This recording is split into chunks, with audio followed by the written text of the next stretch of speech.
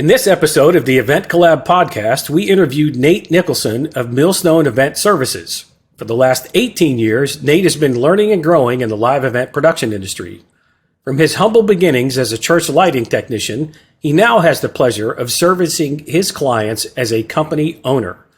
Focusing on a high level of service, Nate specializes as a freelance production manager for small to mid-sized conferences and events, whether in person, online, or both.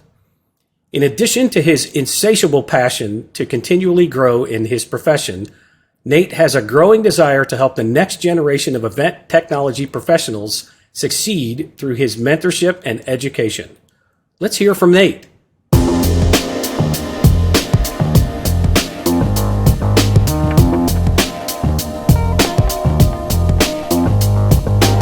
Welcome to the Event Collab podcast, where we feature people in the event industry and beyond who collaborate to make events and human connections more memorable. In each episode, we interview a new guest who brings a refreshing perspective on live events and human connection related topics and technologies. Let's get started. Hey, welcome back to the Event Collab podcast. My name's Chris. This is Mark. Mark, how you doing today, man? Doing really great, Chris. Thank you for asking. Oh man, is it warm there? You getting on the bike today, or? I'm absolutely getting on the bicycle today. Not when we get done with this, but later on today, it's absolutely happening. Sweet. What did you think about the episode with Nate today? Oh, Nate was so good. Nate has such a passion for our industry. The most amazing part of Nate, I think, was how open his mind is. Like, he's always looking to learn. He's not. He never thinks that he knows everything. He's always trying to learn something new or take some class about something that he doesn't know about. He even, he's currently specializing in video engineering, and he's even taking an audio class so that he can better help the audio people that he's working with. I mean, that, I think that just speaks volumes about who he is as a person. But, outside of that, he's also organically grown, how he's organically grown his LinkedIn connections from 200 to 1,000, just putting some effort into it and just being who he is. I think there's a lot of very good, helpful tips for our audience today in how to do that in a really, really, really genuine way. He's really good at that. It was so good, man. Let's jump into the episode. What's going on, Nate, man? How you doing today, bro? Hey, I'm doing great. Thanks for having me. Hey, Mark, how you doing? I always got to remember I should start with Mark, but what's up, Mark? I'm definitely not the important one here. I'm doing well though. Thank you for asking, Chris. Oh, that's what's up, man. I always forget, man. Nate. So we're going to start this, man. Tell the audience who you are, kind of what you do, so they can get a little closer introduction to you. Yeah. So I'm Nate Nicholson. I'm a freelance production manager and video engineer. Really kind of a jack of all trades as far as the technical side goes. I've been in the industry learning and growing for pushing 18 years now. Started out as a church lighting technician and got the opportunity to have one of the best educations you could ever get paid for, working for Universal down in Orlando. And fell in love with the live events side of the business as I was able to move into the live events team there. Just continued growing in that. Kind of bounced around from full-time job to full-time job, learning what I could, and fell in love with the project management side, production management, and have kind of been really focused on that for going on about a decade now. Really love doing that. Now I'm running my own shop. Right now, being the solo entrepreneur thing, but loving the life and being connected with people all over the country, producing shows from one end of the states to the other. It's been a wild ride here the last 5-6 years. Yeah, it has. Do you find yourself being more of a technician now, or more of a event producer type person now? It really kind of it's kind of half and half right now, though I'm kind of pushing towards the event producer side. That's kind of the direction I'm trying to, as I'm taking new jobs and focus on what jobs to take. Those are the ones that take priority for me. I still I don't think I'll ever get out of doing the pushing the buttons or sliding the faders, just because I feel like every project manager, production manager should have a working knowledge of the equipment that's on their show, and I don't want to let those skills get too rusty. I don't need to necessarily know the ins and outs of a particular Dante system, or try to know exactly how the Aquilon works, but as long as I can get signal out of it, I feel like I can at least save a show should something happen. Yeah, that makes perfect sense. Michael, one of the gentlemen that is a partner in our company, can actually tell you about the voltage that runs through an XLR cable, and that is not as deep as I would like to get either. I totally hear what you're saying there, Nate. Yeah, I was working with a young man this last weekend. He's one of those types, so he's just like super curious. I love working with him. He's a brilliant young fella. But yeah, he gets really into the weeds with exactly how everything works, and I'm like, well, that really doesn't matter for this little webinar we're running right now. Like, we can just plug stuff in. It's going to be okay. But he's great to have around if you're troubleshooting and it gets a little deeper than, you got an air gap somewhere. Yeah. So how did the pandemic change for you going in, and how has it changed for you coming out? Particularly as like a solopreneur type of 2020 was a huge game changer for me. I think as we were all going through it, it kind of just sucked all around, and it still really did. But as I look back, it really changed things for me, and I kind of see it as a blessing in disguise. I had been jumping around from one full-time job to another. As I grew out of one position, would take another one. But had never really been interested in taking something my own direction. Freelancing seemed kind of scary to me. And so that hadn't ever been something I had considered. But then 2020 happened, and the company I had worked for and the company I worked for before them, all of them pretty much shut down. The one I was working for doesn't exist anymore. I think like everybody, we just kind of thought it would blow over the first few weeks. And so the first 3 months, I really wasn't looking hard, and kind of took it as an extended vacation and hung out with my family that I really hadn't seen much the last couple of years. But once we really started seeing that, excuse me, that this was going to last a lot longer, started applying for jobs and really got nowhere. I probably applied to 200 something positions, and after the first 50 or 60, because our industry is not that large, after the first 50 or 60, it was like, it doesn't even matter anymore. Like I even applied to do roofing. Like, it was nuts. And I even did some like roofing sales for like 6 weeks and realized that was the dumbest thing I'd ever tried to do. So it was just like, I was really frustrated, but I had kind of spent a lot of my free time and spare time just connecting with people on LinkedIn. I love that platform. I'd always really enjoyed the conversations I'd had there. So I just kind of doubled down and spent a ton of time on that platform. I think when into 2019, I think I had like 200 and something connections. I'm up. I think I don't think I've quite surpassed, but I'm close to 1,000 connections now.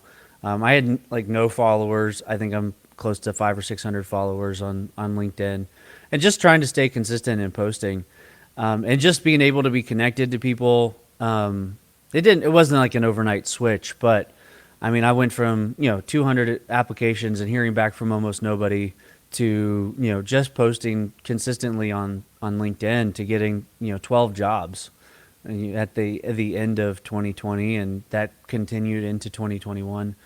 And it kind of just for me, it forced me into this freelance solo entrepreneur life that I've found to be a huge blessing for me and my family. Now, it doesn't mean it's not, there aren't its own challenges. You are 100% relying on yourself to find that next job and keep that paycheck coming. But it's offered me a lot of freedom and opportunity to kind of direct my career that I didn't have working for someone else. I think that's so good because like one of the things that I wanted to point out, right, is we worked together on a show. Yeah. We didn't know each other before we got there. We just showed up on a show. We started talking. Next thing you know, we're connected on LinkedIn, and like I'm I'm hitting you up for everything. I'm like, hey, look, I see you're connected. Like, can you connect me with somebody in DC? Like, where are the people? You know, and in that, like, and you said you leaned into LinkedIn. Like, how do you feel like other people can use that? Because, like I said, I watch you. You use it very, very well. And honestly, I've been kind of following you on that aspect. Like, who's he connected to? Let me get connected because they must be important. Like, how should other, people in our industry, event planners or techs or whoever, like, how should they be tapping into that? Yeah, I mean, I think there's a couple of different ways you can think about LinkedIn. And I straddle both, honestly. You've got your salespeople in the industry that are using LinkedIn to connect with meeting planners, and they're using it like a lead generation tool, and that's awesome. I think that's one of the wonderful things about LinkedIn. It gives you direct access to potential clientele. But then there's the other side where it's just networking and just connecting to people that are in your industry that you can learn from, that you find interesting. And I think I leaned into that side of it, really first, and it's kind of the primary way I use LinkedIn is just, hey, I'm curious about the industry. I live in Raleigh, North Carolina. It's a rather small market, right? Everybody here knows everybody, and everybody works for everybody. And that's true in the larger markets too, but even more so in a small market like Raleigh. There's only a few dozen freelancers in the area, and then maybe that many more that are full-timers. So it's a really, really small group of people here. We do some really cool shows, but it's still, again, a really small market, and we do things. What I was realizing as I've gotten into this is that there are things that we do in Raleigh that they don't necessarily do the same way in DC or in LA or Chicago or New York. And I really wanted to be exposed to different ways of thinking about how to do an event. Technology is technology. You got to plug the Aquilon in the same way you plug it in Raleigh as you do in DC. But from there's a lot more creativity on like how you plan an event, what kind of positions you hire. And so, being able to find people that are doing that stuff and ask questions, that's what's really cool about our industry. And it may not have always been this way, but I feel like we, as a group of event professionals, we have this desire to share what we do because we're all pretty passionate about it. If you don't really like doing this, you're not going to do it for very long. The hours are nuts, and families can get worn down on with the schedule, but when you really like this, you stay in it. And so we like to share about it. We like to tell, it doesn't matter where you are. When you're with somebody on a show, the one thing that's always happening backstage is people are telling stories, right? And that's not any different online. That's what people are doing. They're sharing a story. It's a picture of an event that they were on. Or it's even if I love the back of the truck pictures, like, hey, we're loading in. Those have been awesome. For me, I just found that, hey, just finding those pictures, even if I don't know the person, just asking a question like, hey, I see that piece of tech on your table. What do you think about that? It opens up all kinds of fun conversations. And you get to meet people from all over the place. I'm connected with people in Europe and in China. I had a conversation over the pandemic. I had a conversation with a dude in India because he was trying to set up some vMix rigs, and we were just talking through some workflow. That doesn't happen if you're just stuck in Raleigh, North Carolina, right? Yeah, that makes absolute perfect sense. It makes absolute perfect sense, and I think the fact that you kept an open mind and you kept working hard and, kept trying to tell a bit of your story and just be authentic about who you were has probably helped you to move everything forward from that standpoint, which is really great. How you talked a little bit about how the live industry is a bit hard on family life sometimes. So how do you work together inside of the family unit? How do you collaborate as a family to sort of move yourself through those times and to stay connected and to essentially be a family? Yeah, it definitely is a challenge, and I am very, very blessed to have an amazing wife who my wife and I were married really young. We were 19 years old when we got married. So, and we're going on, it'll be 16 years this year. So, it's been, we've grown up together, and we've kind of made these decisions together. From the beginning, we wanted a big family. And she knew what industry I was going into. I don't think she knew kind of how crazy it could get. And we just have those conversations. We have the open dialogue that says, hey, this is what my crazy schedule is going to be. And we just we make it work. And she's really cool about doing that for us. We decided early on that she would stay home with the kids because that just made sense. Daycare for a bunch of kids is not cheap. So it just made more sense for her to stay home. And we made the decision when my daughter was old enough to just do homeschool, because with homeschooling, I can go on the road for 3 or 4 weeks at a time and then be off for 2 weeks. And it doesn't matter what time of year it is. We can just be like, hey, you know what? We're going to go camping, or we're going to take off and see family. We don't have to ask the school, we don't have to, anything like that. We can just take off and can go do that. So that's been really big for us. But really, it just comes down to communication and dedication. She knows that I love my job. I think 2020 was a big realization for us. Like, I really can't do anything else because I'm just miserable. I think this 6 weeks I was doing roofing, it was just, I think she's like, you are not a happy person. And you just quit doing that and go find an event to work, please. So, she... and we kind of have this vision of building a company that our boys can work. My daughter, I think she's interested, but she wants to be a veterinarian, so completely different thing. So, but if she wants to, she can come work and push cases too. So they're getting there.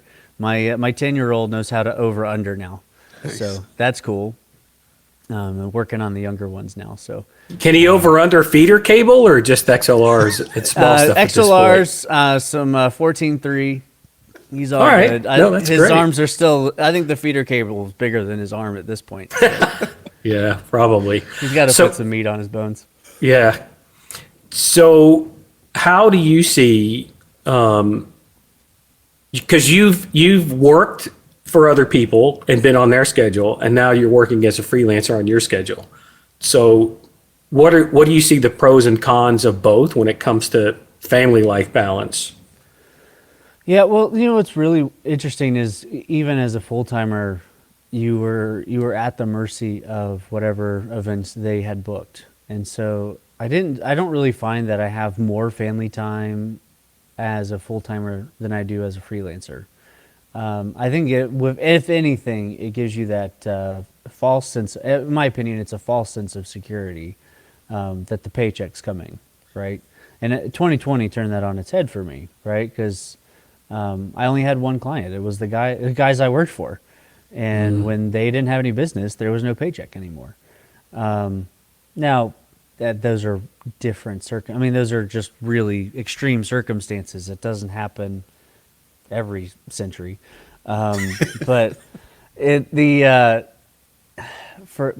really is true. Like if you're working for a particular company and their clientele dries up, you're out of luck. The owners are the last ones on the chopping block. The employees are the first. And that doesn't mean that there aren't good employers out there. Some of the people I work for are fantastic, and we need those kinds of people. But for me, it just was like, hey, this isn't as secure as I thought it was. And so that kind of gave me the courage to take what seemed at the time a really risky road in being a freelancer. it takes a lot of discipline to make sure you're covering your expenses and paying your, especially if you're booking other equipment and other labor, and you're paying those things off first before you pay yourself. But it has been, I haven't really struggled with the security of getting a paycheck, and that's been a blessing. There might be times that come up in the future, but right now it's just nuts for everybody. So Yeah, definitely a good time, man. Like one of the things that I see when I look at you, I definitely call you a connector by all senses of the word. Like you are connecting, and you're just willing to do that for anybody. And for the most part, I mean, obviously people that you've talked to or seen work, or but I know one of the things I've seen you do is kind of in the mentoring side of like new techs, right? Because I think that's one of the things that I learned coming in was, in the industry, I'm a young guy, which in my life I'm not a young guy, right? But it's like, who is the next generation? Who are the next people coming into the industry? And like, how have you been able to kind of help, I don't know, bring in some newer techs or bring in some the interest to people to come into the industry? I really like that you asked that question. It's something that I'm really passionate about, and something I'm in the background mulling over how to do better, and do more, be more focused on it. I mean, I wouldn't be where I am without guys that had been in the industry taking me under their wing and pointing me in the right direction. And so, in a pay it forward kind of attitude, it's, I want to do the same for other people. I don't know that I've brought anybody particularly into the industry, but what I love to do is find the young guys that are just starting out, and as much as they're willing, take them aside and just kind of give them some things that I wish somebody had told me when I was a couple years in, and point me in the right direction. It's really, really easy to get stuck in the rut of being a GAV kind of guy, that you're just, you're topped out at $25 an hour. And, when you're 18, $25 an hour sounds fantastic. When you're 40 and you got 6 kids, not so much. So, just trying to get them, thinking about that longevity, because you can get burned out if all you're doing is pushing cases and that's all you get to ever do. You're not going to stick around very long. And we need those guys to be interested and to stay in the industry, and to grow. And so taking those guys aside and just saying, hey, you know what? I'm the V1 on this one. I asked the project manager to let you be on my crew today. I'm going to take you over. I'm going to show you how the switcher works. I'm going to show you why we set the projector up the way we set it up. Or if they're really interested in audio, make sure that they're connected to the A1 and they have that opportunity to learn. But you can only do that by starting a relationship with somebody and showing interest in having a conversation with people. And so I think that's really where it starts, is just being aware of the younger folks on the crew. And sometimes the younger folks are just the same age as you. They're just getting into it. Right. Right. Just finding those green people and, finding out, hey, what are you interested in? Why did you choose to take this call? Why are you here? What do you want to know? And trying to do your best to fill in that knowledge for people. But yeah, a lot of times it's just connecting with the right people. I know a little bit about audio. I can make sound come out of a PA, but it's not necessarily my forte. And so if you're really, really interested in it, I'm going to give you the names of 5 or 6 people that are, I think, geniuses in our area in that, and make sure that you get connected. And I've done that a couple of times. And it's just finding more work sometimes. Hey, I know you're only working for these people, but if you're not full-time, here's 5 or 6 other people that you need to talk to. And, or just yesterday, somebody was asking me if I was available for a set strike. I was like, I'm not, but I got this young kid who's just back in the industry. He's hard worker. He's got a stronger back than me. And he'll be more than happy to jump in and help you get that truck loaded. So sometimes it's just as simple as that. And if we do that for everybody, it doesn't even have to be a new person. If we're trying to share the love, then I think it all comes back. Yeah, that makes sense. So in the advice, you talked about things that you wish somebody had told you, right? Mm-hmm. So what's the best piece of advice that you're giving out? And then I'm also going to ask you, like, what's the best piece of advice that anybody ever gave you? Yeah. Oh man. I think now it's, don't stop learning. Learn as much about the industry as you can, even if you're not particularly, say you want to be a video engineer, but you're not particularly interested in audio or lighting. Go take a lighting call. Go be an audio assist. The more you understand about how all the pieces fit together, the better you'll be at your particular interest. What do we know about this last year?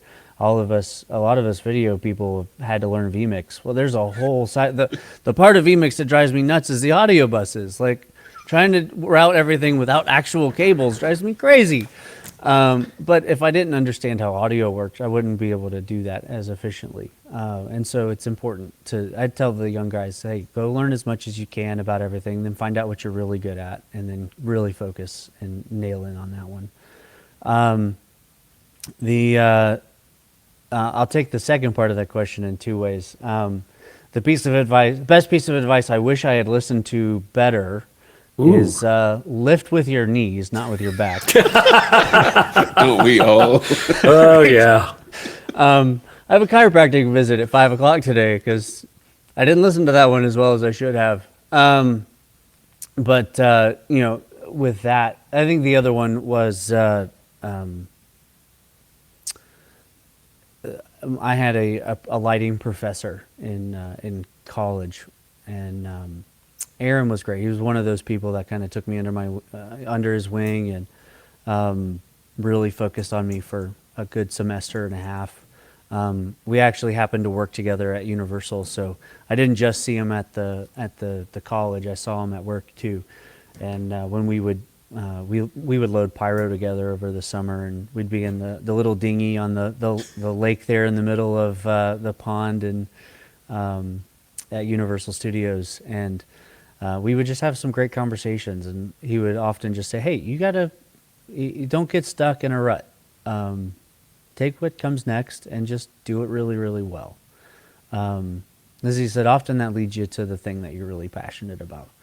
At the time, I really, really wanted to be a lighting designer. And I still have a soft spot for a good lighting show. But I don't do lighting much anymore. And I can't remember the last time I slung a wrench to hang a light. But because I followed his advice and just went from the next thing to the next thing, and was curious and passionate and quick to learn, and to find things that were fun, it led me where I'm at today. And so I'm very thankful for that advice of just focus on the next thing and take advantage of the opportunities in front of you. I'm laughing at that advice because I'm thinking of like me now, right? I'm like, hey, I was an audio guy. I thought I wanted to be on world tours doing audio. Here I am in marketing, posting a hot podcast. It's like a whole different world. Sweet. Man, look, this has been such a great conversation. We're going to move into the rapid fire series. So these are just like some quick questions, see where your mind is. First one is coffee or tea? Oh man, I am a sweet tea drinker. My wife tells me I need to stop. So, all right, well done. That was a good one. Yeah, right. All right. So, what is your favorite mobile phone app? Oh man, right now, what do I have open all the time? See, I thought he was going to go right to LinkedIn, Chris. I know. I really should say LinkedIn. LinkedIn is definitely in the top 5. Right now, I've been doing a lot of YouTube. I'll find something that I want to listen to. Office Hours, that show is something I listen to quite frequently, especially if I'm commuting to an event. I'll just toss on the last episode and listen or watch. I listen to it in the car. I need to find the audio version, but YouTube is always there. But or I'll go YouTube. I'm on YouTube a lot these days, trying to learn something new. And so YouTube has been pretty huge for me as far as learning new skills that I just don't have opportunity to. Thanks, Siri. To learn about. So YouTube, and then definitely LinkedIn. I'm on LinkedIn all the time. Oh man, what's one question that you wish people would ask you, or like something that we should have asked you that we didn't think to? Oh man. That's an interesting question.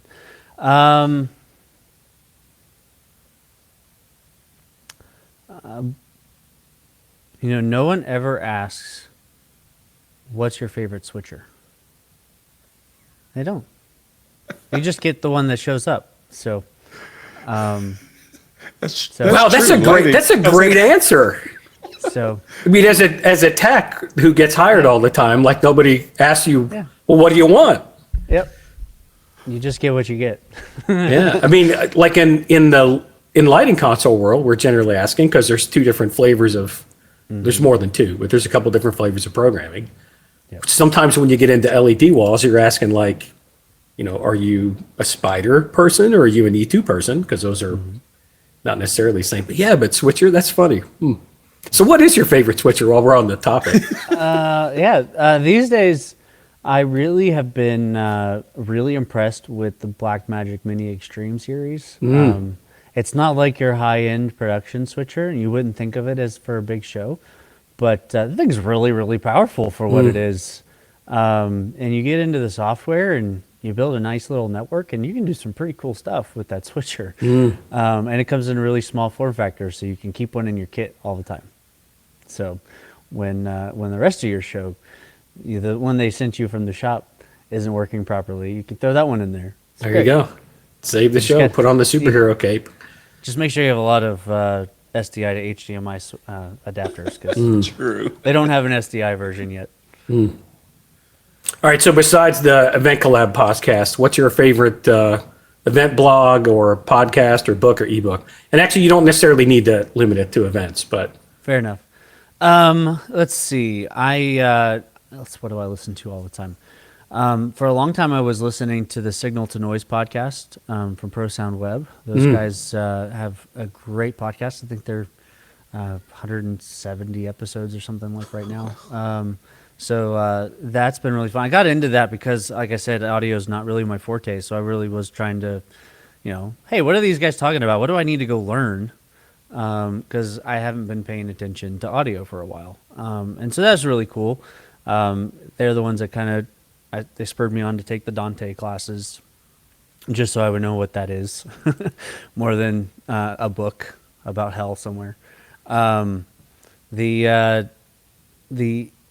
see what else I listen to. I actually, from where I'm at right now, I get to every now and then help record a podcast with a little nonprofit here that's based here in Wake Forest, and so I listen to their podcast. It's called Church and Family Life. So that's been a really good. I'd listen to some other personal development kind of things. There's a podcast called the Hard Man Podcast that I listen to every now and then. But then Office Hours is probably where I spend a lot of time too. A little less lately now these days. I'll listen to Mondays pretty frequently, and I think Thursdays. So those are topics that are more interested to me. They've done a good job of kind of segmenting the days into particular topics, so I don't have to go searching for little nuggets that work. I'm not as particularly curious about how to create a commercial, so or 3D modeling. My brain doesn't work that way. I'll go hire somebody. Sweet. What's your favorite city to work in? Ooh. Kansas City came to mind pretty quick. Not because it's particularly fun technically, but the food is really good. You eat really good barbecue when you're in Kansas City. I always enjoy going out to Dallas. I got some good friends out there. I I'd like to get back to Orlando. I haven't worked in Orlando in a long time, but I got tons of friends down there. So hopefully one of these days here soon, I'll get. Sounds like you need to network at your old Universal crew, right? Well, this thing is they don't hire freelancers at Universal. Yeah. So, Yeah. So where do you think our industry is going to be in 3 years? Ooh, 3 years. I think we will be fairly strong again in person. I think online events will kind of refine their footing and be a little bit better defined. Then, we spent 2 years of like, that was our only option. So we learned a ton about doing virtual events. But now we're trying to learn like, okay, what's the benefits of one versus the other. And so I think at least I've done one fully virtual event here in the last several months. So I'm not seeing them as much. And the ones that I have seen are me. But I think they'll find themselves again. I think you'll see that from leaders like Adobe and Facebook, as they kind of define how they're going to reach out to their audiences. And then things like this are, this is going to be, podcasts are only going to get bigger. So I think you guys, are doing the right thing. So thank you. We hope so. So true fashion, right? This is the Event Collab podcast. What does collaboration mean to you? Oh man, collaboration is learning and working together with people, whether they're sitting next to you or sitting across on a computer screen on the other side of the world. Technology has opened up our ability to collaborate in ways that were previously impossible, even just 10 years ago. So collaboration, I think, is key to success these days. Even big companies, they're collaborating with other companies because it takes a village to do some of these things that we do. And so being able to work together and be creative together, and be curious together, all of those things are part of collaboration. And this has been really great. Thank you so much for coming on and sharing your story today. This is very, very enjoyable. I love how open your mind is to what's new in the industry and moving things around, and how you try to teach other people as they're coming into the industry. I think that's really awesome. Where can people who are listening to our podcast, where can they connect with you? LinkedIn. Somehow I knew that was covered, right? Yeah. Right. LinkedIn.com/Nate-Nicholson. There you go. Is the right way to do it. Awesome. But yeah, just search for me there, look for my face. And I love to connect with new people. So hook up. Let's do it. Sweet, man. We appreciate you, man. We appreciate you taking the time out and having this conversation with us. Until next time, see you guys again. Thanks, guys. I really appreciate it. Thanks, Nate. Thanks for joining us today on the Event Collab podcast. Remember, competition makes us become the best version of ourselves, and collaboration makes it better for all of us. We'll see you in the next episode.